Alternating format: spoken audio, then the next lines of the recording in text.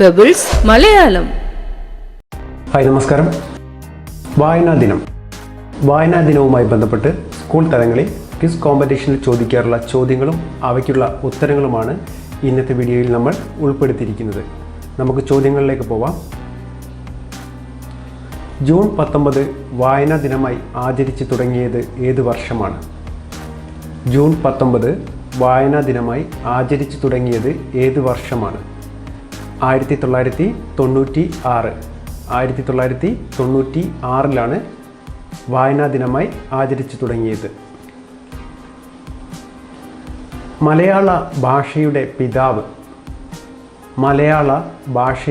പിതാവ് തുഞ്ചത്ത് രാമാനുജൻ എഴുത്തച്ഛൻ. ഉത്തരം തുഞ്ചത്ത് രാമാനുജൻ എഴുത്തച്ഛൻ.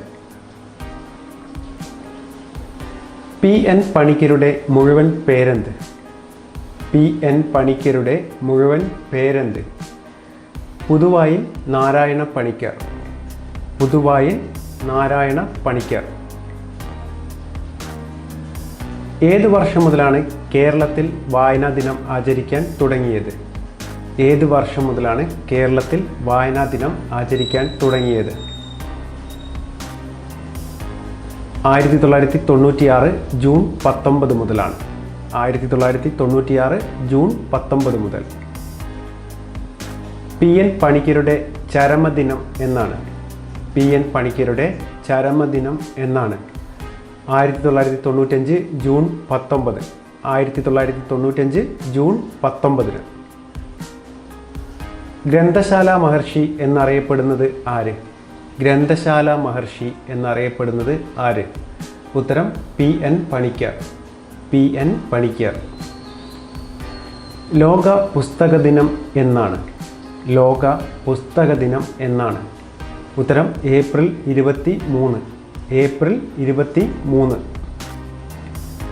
ഗ്രന്ഥശാല മഹർഷി എന്ന് P.N. പണിക്കരെ വിശേഷിപ്പിച്ചത് ആര്?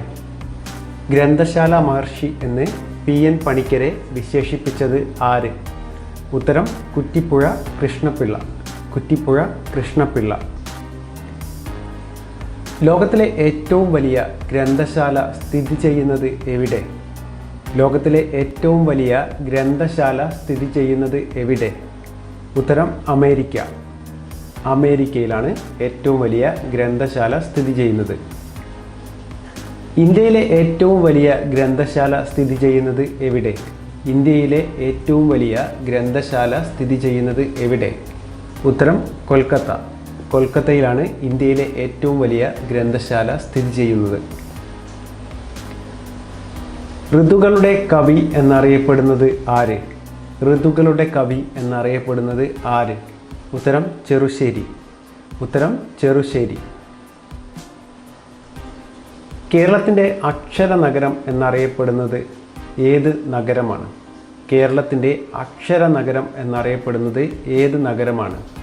ഉത്തരം കോട്ടയം. കോട്ടയമാണ് കേരളത്തിൻ്റെ അക്ഷര നഗരം.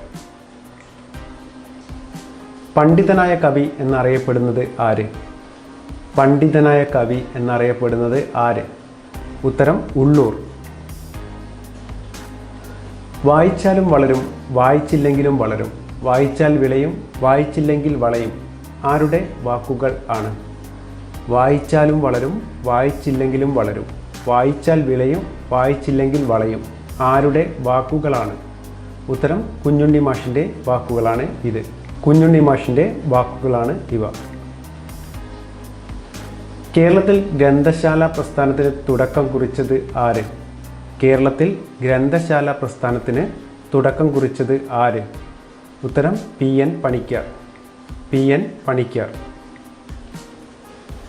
P.N. പണിക്കർ ജനിച്ചത് എന്നാണ്?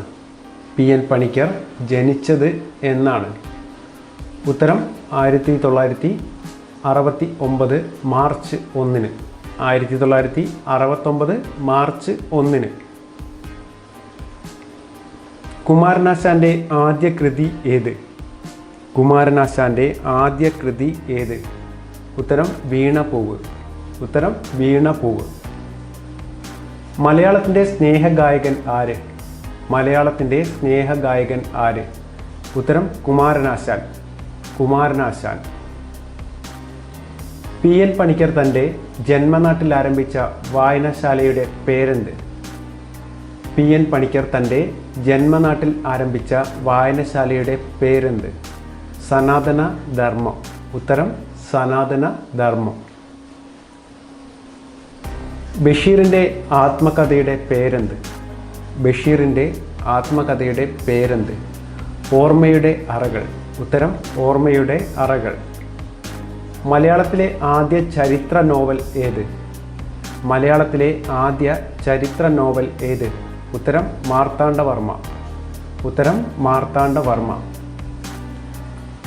മലയാളത്തിലെ ആദ്യ ലക്ഷണമൊത്ത നോവൽ ഏത്? മലയാളത്തിലെ ആദ്യ ലക്ഷണമൊത്ത നോവൽ ഏത്? ഉത്തരം ഇന്ദുലേഖ. ഇന്ദുലേഖയാണ് മലയാളത്തിലെ ആദ്യ ലക്ഷണമൊത്ത നോവൽ. കേന്ദ്ര സാഹിത്യ അക്കാദമി അവാർഡ് നേടിയ ആദ്യ നോവൽ ഏത്?